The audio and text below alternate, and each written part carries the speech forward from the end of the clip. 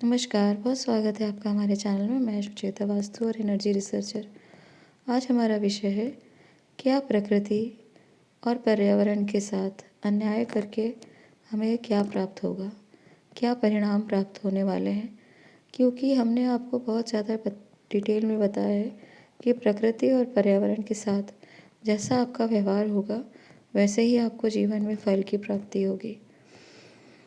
और ये एक बहुत ही असाधारण चीज़ है कि हमारे सनातन धर्म परंपरा में हमारे धार्मिक अनुष्ठानों से लेकर हमें कैसा घर बनाना चाहिए, हमें किस प्रकार की लकड़ी लेनी चाहिए, किस प्रकार के जीव जंतु गृह में रखने की या अनुमति है, हर एक चीज़ को बहुत डिटेल में बताया गया है। दिशाओं से लेकर ग्रहों से लेकर हर एक ज्योतिष की बात करें, आयुर्वेद की बात करें, आप देखिएगा हमारे संत मुनि महात्माओं ने हर चीज़ को साइंटिफिकली प्रूफ करके समझाया है। और इसीलिए सनातन धर्म परंपरा में प्रकृति का बहुत विशेष महत्व दिया गया है।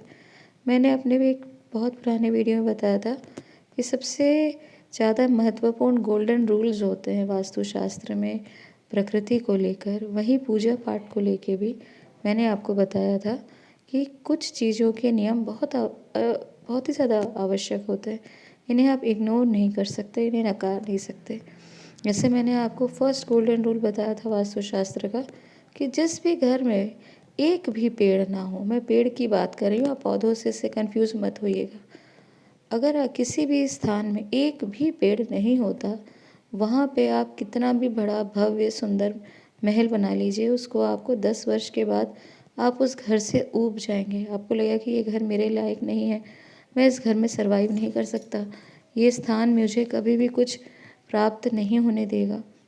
वहाँ की नेगेटिव एनर्जी इतनी हाई हो जाएगी कि आप उस स्थान में रहने के लिए बिल्कुल विवश हो जाएंगे कि किसी प्रकार से इस घर में रहना पड़ रहा है। आपके और भी घर के जो मेंबर्स हैं, जो होगा उनके लिए संभव वो उस घर को छोड़ देंगे।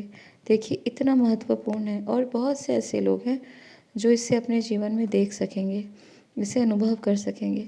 कुछ लोग थोड़े से कम सेंसिटिव होते हैं, उनके लिए थोड़ा ज़्यादा समय लगता है, लेकिन ये एक बहुत ही ज़्यादा महत्वपूर्ण समय अवधि काल होता है कि आप उस स्थान की नेगेटिविटी बहुत हाई हो जाती है, जिससे लोग डर जाते हैं या उस नकारात्मक ऊर्जा के कारण इतने प्रभावित हो जाते हैं कि उस स्थान को वो छोड़ना चाहते हैं।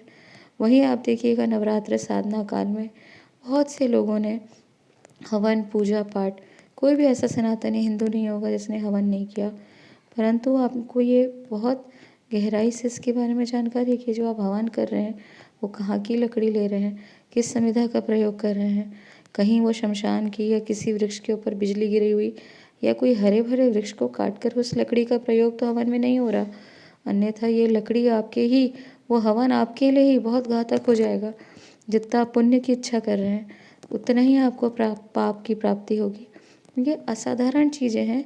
आपको ये मालूम होना चाहिए कि जब भी हवन का आप समय देखें, आप हवन का वृक्ष, जिस भी हम लकड़ी की संविधा की जो प्राप्ति करते हैं, उस वृक्ष में एक ना एक डाली अवश्य सूखी होती है। और आपको ये भी मालूम होना चाहिए कि आपकी कलाई से मोटी आप लकड़ी को काट कर नहीं ले सकते हवन के लिए। तो ये छोटी छोटी बातें हैं। आपके आसपास कौन सा वृक्ष अगर आप वास्तु अनुसार ना हो, जैसे बेल है या बांस है, कुछ ऐसे वृक्ष होते हैं जिन्हें हम घर में रखना अनुचित मानते हैं। अगर वो वृक्ष आप निकाल रहे हैं तो क्या सही विधि से निकाल रहे हैं? उसको निकालने के बाद क्या आपने दूसरे वृक्ष लगाए?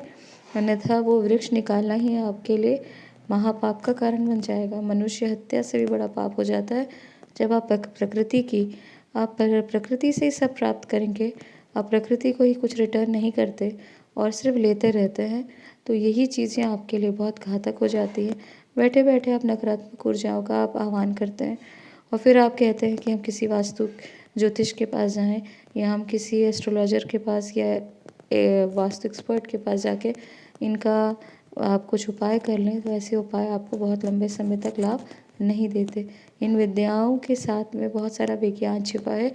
इन छोटी छोटी बातों को भी आपको देखना समझना बहुत महत्वपूर्ण है। इसलिए प्रकृति की आप रिस्पेक्ट करिए, प्रकृति से जुड़े और पेड़ पौधे लगाएं। जब आप अपने जीवन में संपन्नता, सौभाग्य, स्वास्थ्य की इच्छा करते हैं तो आपको प्रकृति से ही जुड़ना पड़ेगा। साधना का अंततोगत्वा अर्थ ही है स्पिरिचुअलिटी, अध्यात्म, कि आप जितना अपने प्रकृति से निकट जुड़कर अपनी शक्तियों को पहचानते हैं, यही अध्यात्म है। और ये जानकारी बहुत महत्वपूर्ण है, इसे अपने जीवन में अपनाएं। धन्यवाद।